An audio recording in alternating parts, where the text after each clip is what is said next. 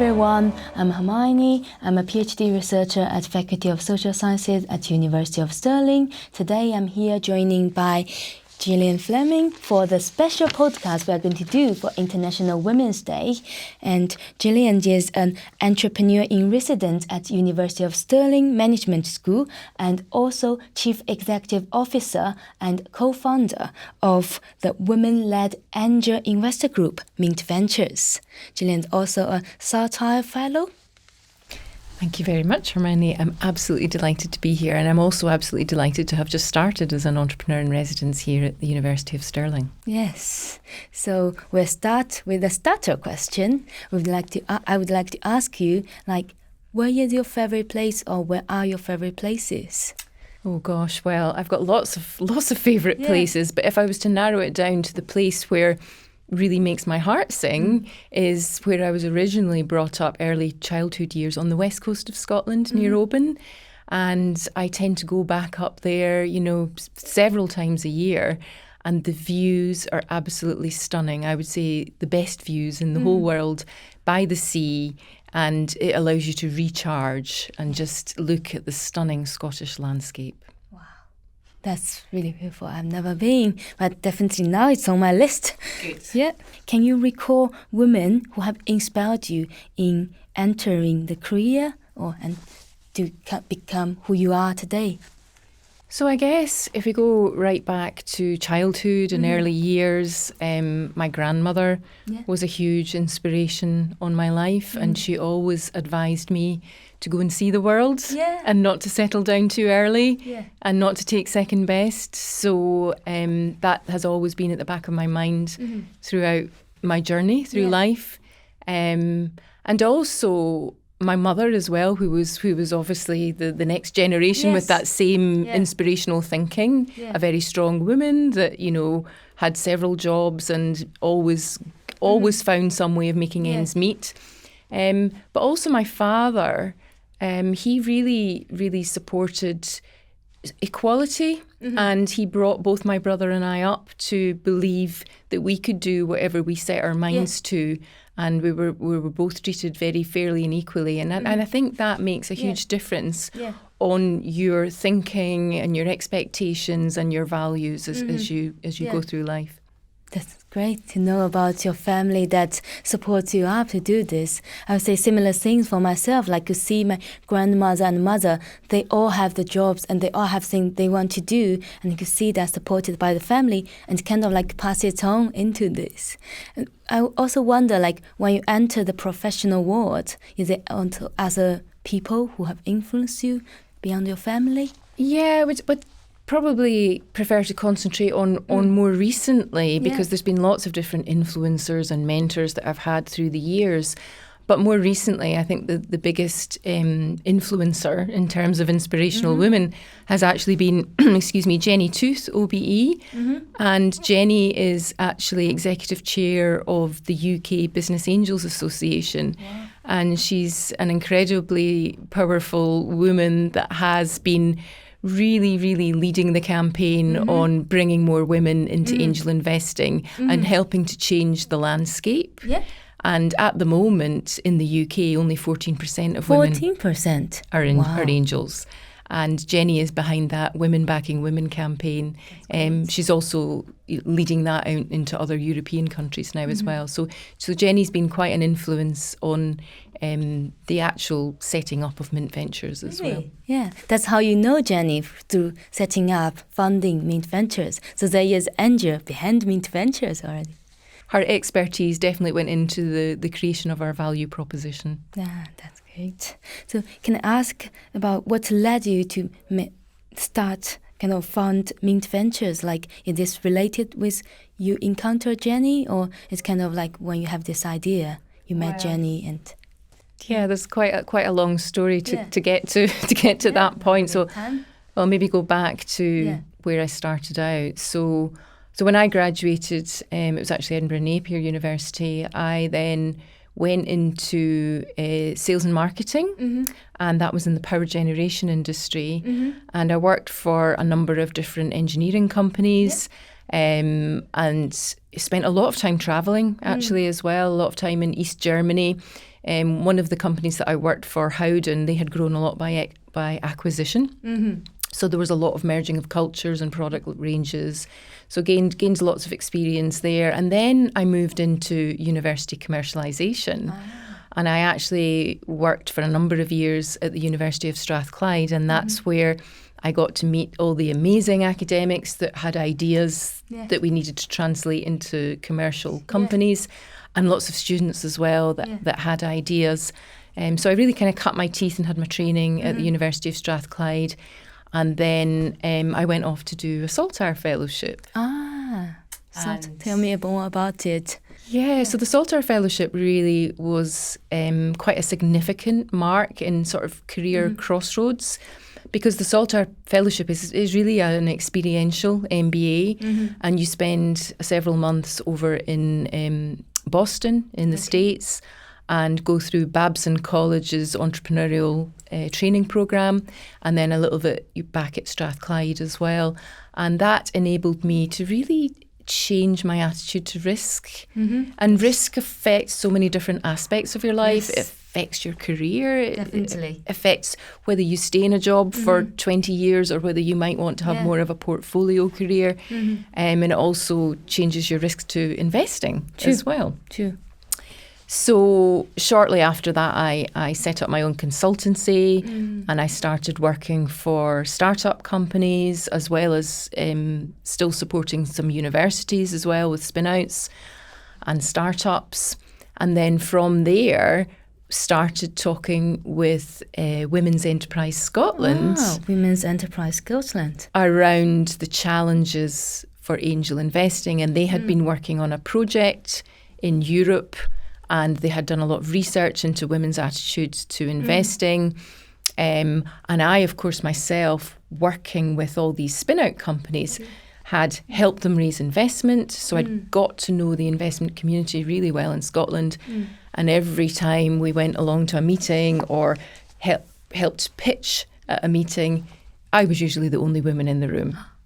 What are the huge barriers that you see when you are carrying out mint ventures and doing this, also for the kind of like lessons for women entrepreneurs to be aware of the barriers that they may encounter? I think one of the biggest barriers is access to funding, and the second is access to networks. That's the two biggest barriers for women in our current society. In terms of access to funding, I mean all the different funding streams.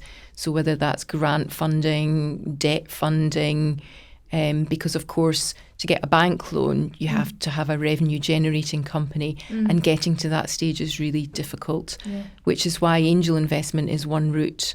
And of course there are all the challenges in angel investing, in the fact that at the moment 14% of angels are women making decisions, but also in venture capital, which venture capital is a managed fund rather than individual angels putting money in.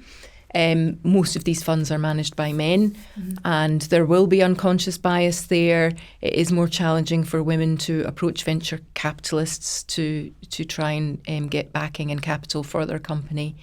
And on the access to networks part, I mean, this has been very much highlighted by the NatWest Alison Rose review. These are the two biggest barriers to women: access to networks and access to funding. And in terms of access to networks, there is currently no one place where a woman founder or entrepreneur can go to find out all the information they need to grow and scale their company. There's lots of fragmented places that they can go. There is the Invest in Women Hub, there's womensbusinesscentre.com, and there's accelerator programmes, Accelerate Her, there's some run by the banks, but it's very fragmented, and bringing women entrepreneurs together into these networks, it's quite difficult for them to be able to do that. But the current Pathways report released by the Scottish Government has highlighted these challenges, and there is, as far as I understand, going to be a portal for women entrepreneurs in the next year or so. That's great. So, Gillian, what do you think are the qualities that women entrepreneurs need to have the best chance? So, I'm not going to say them in order of preference. There are a number of qualities, but initially what they need to have is a really clear vision. A really clear vision and the drive behind that vision. Mm-hmm. What investors invest in is their vision, their backstory, and their reason for setting up their company. Mm-hmm. So that's the primary first step that they would need to have. And then qualities to go alongside that, mm-hmm. I would look to see integrity is really important. Mm. And being honest, sharing information, being honest. And I suppose coupled with that would also be grit and determination. Mm. Now, grit and determination is not to be at the expense of not listening to advice, mm-hmm. because we sometimes see that grit and determination to the detriment of taking an idea that isn't really marketable to market. Mm. So the grit and determination, there needs to be a really fine balance with taking advice and listening to others as well. Gillian, could you tell me a bit more about the consultancy you founded? Like, what was it like to work as a consultant? So initially it was a leap of faith, to leave a full-time 9-to-5 job to then become a semi-entrepreneur. A lot of people start and they set up their own consultancy, and then that can lead to other things. Yeah. So during my time with my consultancy, I was working with a lot of teams that were raising finance. So commercialisation at universities, it involves bringing the right people around the table. It involves finding funding to support the company going forward. And that's how I got to know the Scottish angel investment community. Mm-hmm. And I began to find that I was often the only woman at these meetings where we were pitching to investors. Mm-hmm. And a lot of the gatekeepers at the angel groups in Scotland are also, men as well. Now that there are of course women gatekeepers out there, but it's very much a man's world. So I began to become really conscious that I was often the only woman in the room, and whether that was, at a board meeting or at a presentation to angel investors. Mm-hmm. And then one day I was working with a company that I thought was an absolutely fantastic opportunity. And I thought to myself, why can I not invest in this company? Why can I not be given the opportunity to do it? Mm. And I had done my own research. I knew the team. I helped build the team. I knew their intellectual property strategy. I knew their patents inside out. And I thought I would really like to invest in this company. It's a great opportunity. Yeah. And I got speaking to one of the angel groups, actually based here in Stirling. Uh-huh. And they said to me, you do realise that you could qualify to become an angel investor because of all your investment expertise working with raising capital for all these spin-out companies. Yeah. And that was when I took my first step into angel investing. And it's a complete myth that you need to be rich to angel invest. And that was when I started to think more about, well, what could we do to encourage more women to become angel investors? Mm-hmm. And speaking with Women's Enterprise Scotland, we got our heads together and we started to have working groups around shaping up the value proposition for Mint Ventures, and hence Mint Ventures was then born. And the whole premise behind Mint Ventures is that we want to make angel investing more accessible to women. And we do that two ways. The first is that we want to create a new source of capital to help fund women entrepreneurs, because it's particularly challenging for women entrepreneurs to access equity capital. Yep. And secondly, we want to make it more accessible for any kind of businesswoman to become an angel, so they don't have to be rich to do this. And the way that I came in through, qualifying through investment expertise is one way that you can become an angel. The most popular way that people become angels is through being what's defined as a high net worth, which is quite a bar to reach. And we could maybe talk a little bit more about that because the bar has just been increased. Yeah, please. I just have one small question about this. You talk about the myth about you have to be rich to be an angel, but from your experience, you say different to that myth. Yeah, so there's a number of ways that we do that. The first would be the definition of what is a high net worth. So that's somebody that earns more than £170,000 per year or has net assets, not including your pension or house, of 430,000. But there are other ways, and the other ways that Mint is specifically supporting women is there's something called the 6-month validation rule. And if you join Mint Ventures, you go through 6 months of training and then you can self-certify as an angel. So we're doing things very differently.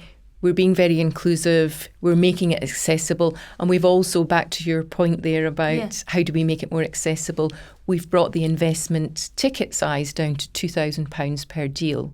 So I think people have a misconception that you have to have hundreds of thousands of pounds to do a little bit of angel investing, but you could actually do it with less than £10,000. Yeah, I think it's, though I could see when you're talking about this, before they can imagine it this much, but now it could be people hold hand in hand, and this could be a possible alternative angel route. And how has Mint Ventures helped women in the experience? So we've what we have is our angel base of women. It's probably about 70% of everyday business people and 30% high net worth. So we're actually reflecting that there's women out there that had never thought about this before. They didn't know about it. When angel investing is essentially investing in unlisted stocks and shares. So it's high risk, but it's a different way of investing. And you can also use your expertise to give back to help and support women in startup companies. And what we have found from all our research as well is that women tend to set companies up in the sectors that are underfunded. So there's 18 angel groups in Scotland, but a lot of them are backing science and technology. But the sectors that women are more likely to set up in from our research is retail, food and drink, creative industries, lots of app-based market technology, health and well-being. So these are the sectors that are finding it really challenging, and this is where women are more likely to be setting up companies. And at the moment in the UK, only 2% of funding goes to women. 2%? Yeah. To women? Yeah. Wow. 2% people. I just can't believe it. Yeah. So now we can also want to move a little bit further about if we move from the past, and we already covered a little bit about the present. We want to ask you a little bit about what does it mean for you to become an entrepreneur in residence in TEL? Well, I'm absolutely delighted to be appointed as an entrepreneur in residence. It was only a few weeks ago, just getting my feet under the table. But there's a number of reasons that I'm so supportive of this. Number one, that I spent my childhood in Dunblane, and it's so wonderful to be giving back to the local area. And I'm very supportive of the businesses around Stirling, the education programme here at Stirling as well. So there's a number of angles to the role. I'm going to be helping support local businesses that are working with the university. I'm going to be supporting entrepreneurship, particularly with a focus on encouraging more women to think about entrepreneurship as a career. I'm also going to be giving guest lectures. I've got my first one this afternoon. Oh, exciting. On commercial awareness. And I'm also going to be sitting on the Stirling Management School's International Advisory Board. And that is a really inclusive board that is keen to have angles from different expertise around the local economy, but also, further afield and looking at diversity and how we can be more supportive and inclusive. Inclusivity is an important part of innovation for sustainable innovation. And part of the reason at Mint Ventures we do ask for there to be at least one woman in the leadership team for us to be able to invest is because we're looking for diversity, not just gender diversity, but that's primarily on our radar, but we're looking for more inclusivity because that makes better business. What keeps you going every day, like to do this, Mint Ventures and the entrepreneur in residence, the both roles? With Mint Ventures, that has been I don't want to use the word passion because it's completely overused, but it has been the sort of fire in my belly. Yeah. And that's what I dedicate the majority of my time to, because I really want to make a difference, and I really want to see more women getting involved, taking control of their own finances, making their own investment decisions, and supporting other women. Yeah. And yes, through Mint Ventures, I support mentoring some young women startups. It might be that they approach us and they come for funding, but the timing's not right. So we quite often support, help, signpost, and I would like to see a lot more women coming through Stirling that maybe are interested in that. There might be opportunities to do some kind of work experience as well. Yeah. So I've got my hat on, looking in various different directions to how we can just connect better, how we can work collaboratively, and how we can join up the local economy. That's great. Yeah, and you see that entrepreneur in residence would enable you to have more connections with University of Stirling, and how it's the kind of like local business working with us. Absolutely. I mean, I think Stirling is an area that there needs to be more of a focus on entrepreneurship. I mean, historically, it's an investment as well. Historically, it's always been Edinburgh or Glasgow. And in fact, Mint Ventures held a roadshow here last year, and it had the best turnout of all the roadshows in the whole of Scotland. There's a huge appetite here at the University of Stirling, particularly with the hub of the Innovation Park, being able to bringing together Business Gateway with the students and working with all the support that will help with commercialising ideas, that will help with students with their startup idea, and really, really want to get more involved with that. So that's a lot of what's behind bringing together this role with what we're doing at Mint Ventures. I have a question, kind of like related with my own background with academic. Like you mentioned about how students were doing this. What about academics? Do you have you encountered or see any academics say like, oh, maybe I want to kind of accelerate my impact into commercial ideas like that? Do you have that? Well, I'd really like to help with that, and I am going to be working with the enterprise team based here. That's where academics would go with their idea to seek advice on how to commercialise it. Stirling has great expertise in sport, in computer science, and also in aquaculture. It would be fantastic to see a spin-out company developing in one of these three areas, or maybe all three areas. So I am certainly very happy to be having some kind of clinics. We might have some lunch and learns around, what does it involve? What are the roles involved in a spin-out company?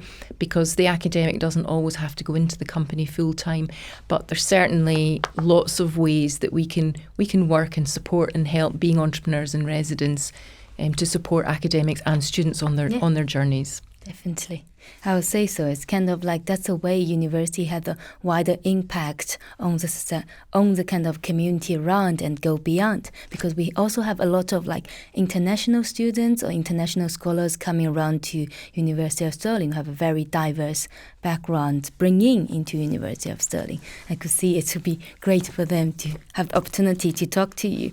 And also I want to have a big question about yourself, like what's your future plans? Like, respectively, how long does this entrepreneur in residence role last? Well, initially it's a 3-year appointment, and I would hope that it might be renewed after that.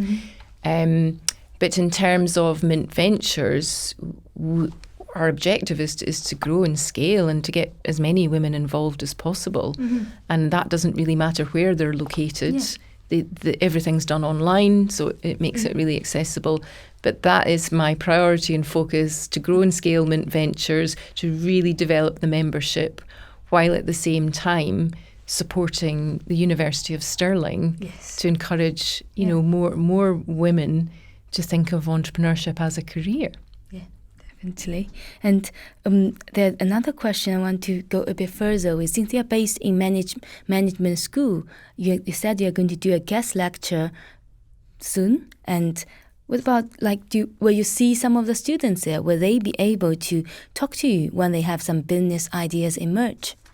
Absolutely. The guest lectures, I mean, there's more than one entrepreneur in residence, and we all get involved with guest lectures, and it tends to be more around the developing your softer skills as well. So having that experiential learning, which is really, really important to prepare for the real world and to help with your career path. So we will make ourselves available. I mean, some of the other entrepreneurs already hold clinics. I will be doing that. Yeah. But if anyone has an idea, they can link in with me, and or they can email me, and we can have an early stage conversation, because I think that's really important. Is validating your idea. Yeah. If you do have an idea, and you always wonder where to go as a first step. Yes. Of course, we have the Innovation Park and the Enterprise team. That is the formal process for anyone at Stirling that has a business idea. But as entrepreneurs and residents, we're happy to share our journey and our wisdom and our expertise. Who do you think would be a good person that in the future we could talk to with this podcast or in other scenario? Oh my goodness, there's so many amazing women in Scotland. Yeah. It would be difficult to narrow that down. There's so many women that have actually successfully commercialised their research, and that's something that we've been talking about internally, maybe bringing a speaker in who could also maybe do a podcast as well to talk about how they transitioned into a spin-out company. But equally, there's so many amazing women that have started their own companies, and perhaps some feedback around what sectors would be of interest from the student population. We could then carve that. That would be an interesting thing, When we talk about inspirational women, which writer and what book comes to your mind? So the book, I mean, there's obviously been a lot of books recently that are focusing on inspirational women. But the book that has actually inspired me the most is going back quite a few years. You may have heard of Arianna Huffington, who started the Huffington Post. She was co-founder of the Huffington Post. And Arianna was actually very famous for suffering from burnout. And I think that's something that nobody really talks about enough, because the society that we currently live in is all about being successful, being omnipresent, making lots of wealth, but at the cost of your health. And Arianna wrote a book, it's actually called Thrive, and she wrote this book around how to maintain your health and well-being while still being a successful entrepreneur. And I think there's probably many women out there that need to read that book, myself included, to go back and reread it and to take on board how you have to have a really good work-life balance, because entrepreneurs do tend to be expected to be working 24 hours a day. 24/7. And it's just, it's not, the human body wasn't designed to do that. Definitely not. And we end up permanently in fight or flight mode instead of rest and recuperate mode. And that then has a detrimental ongoing effect on your health. So I think Arianna, who really called it out very early on, has been quite a significant influence on my life and learning better, although there are points where you forget and then you have to bring yourself back into check again. Revisiting it. But it's really important that is part of the learning as well, that it's not all about having to work so hard to be successful. You can still be successful. And take care of yourself as well. Exactly. Like the longer life you live, the more wisdom and the more experience you have, you give to more people. Health definitely very important. Thank you so much for coming today for the special podcast. I really appreciate the time you put and the advice and everything you put into this special podcast. And now it's on the International Women's Day. I would like to ask you that we end this podcast by sending our best wishes to people who are listening to it. Thank you very much. It's been absolutely my pleasure to be here today. Happy International Women's Day. May you have a very prosperous International Women's Day.